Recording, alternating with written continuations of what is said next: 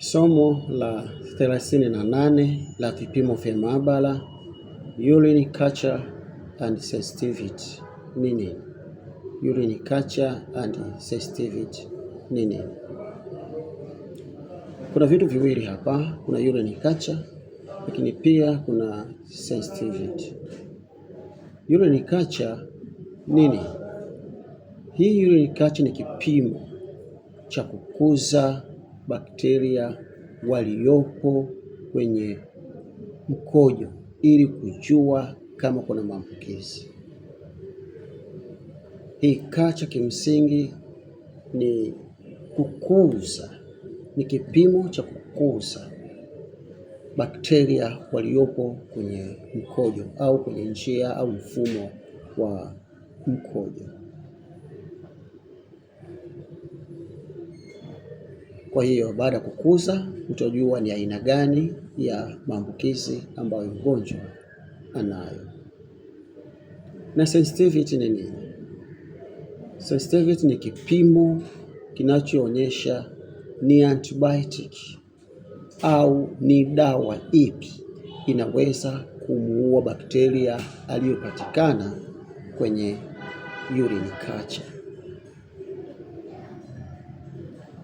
Kwa hiyo basi, kabla ya kuchagua dawa, iwe antibiotic au dawa nyingine yoyote, kwa usahihi zaidi, maabara inaweza kutafuta mdudu halisi aliyosababisha hayo maambukizi au bakteria halisi aliyosababisha hayo maambukizi.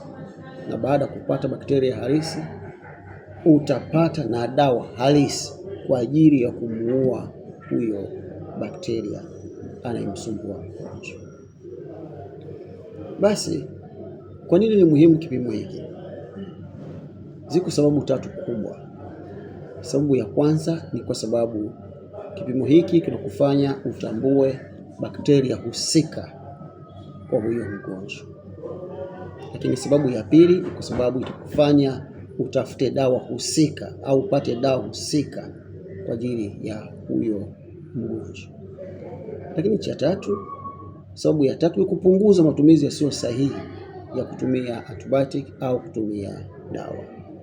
Kwa sababu watu wengi wanakula tu antibiotic, wanakula tu maazuma, lakini bila kujali au bila kujua zinaweza zikaathiri.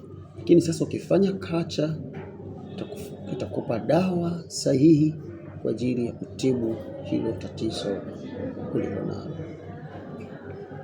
Kwa hiyo culture and sensitivity ndiyo njia bora na sahihi ya kujua bakteria gani yupo na aina gani ya dawa inafanya kazi kwa ajili ya kumuua huyo bakteria. Basi usisahau kutubu, sababu huu ni wakati wa mwisho. Mungu akubariki sana.